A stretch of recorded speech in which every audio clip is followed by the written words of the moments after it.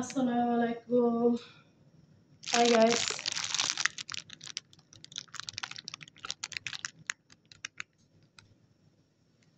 Assalamualaikum. Hi guys, কেমন আছেন? ভালো আছেন? এই যে এটা হচ্ছে আদা রসুন আর পেঁয়াজ দিছি, আর আদা রসুনের সাথে দিয়ে দিছি, ঠিক আছে?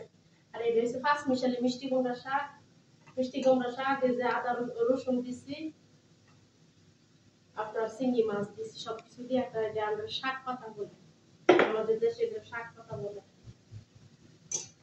আর এই যে আমি বিফ এটা সিদ্ধ করে নিছি, কলজা মলজা লগে আছে দিকে একটু মাংসটা সিদ্ধ করে নিছি, এই যে এটা রান্না করব।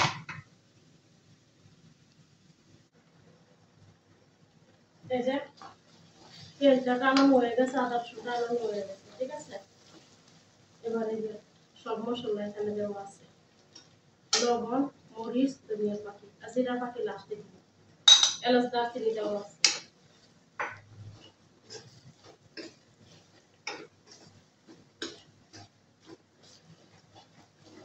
তারপরে এই যে টমেটোটা দিয়ে দিলাম,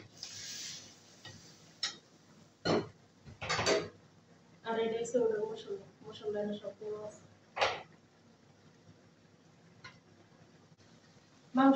মশলাটা কষা নিয়ে গেছে,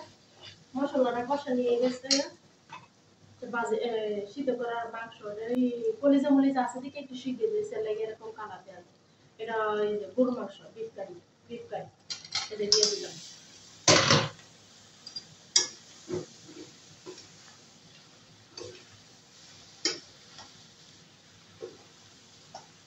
আর এই যে পাঁচ মিশালি শাক, মিষ্টি কুমড়া শাক, ডাঁটা শাক আর কলমি শাক মিলাই না চিংড়ি মাছ দিয়া, তারপরে এই যে বসাই দিলাম।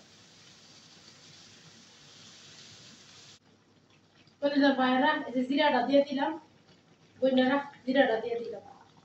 মাংসটা কষানো চলবে, গুনা করবো, কোনো জল দিব না, এলাকা সিদ্ধ দিয়ে দিচ্ছি। জিরাটা দিয়ে দিলাম।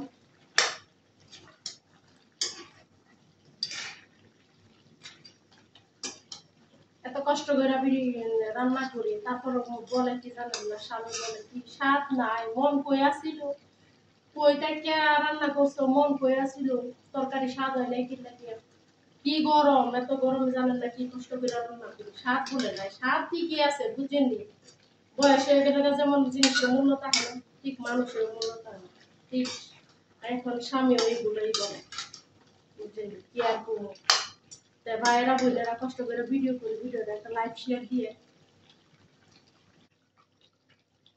হ্যাঁ কলিজার ভাই বোনেরা, এই যে মাংস বোনা হয়ে গেছে, শাক দেওয়া হয়ে গেছে, এই যে আমার শাক মিশালি ডুকার চাল, আর এই যে মাংস হয়ে গেছে।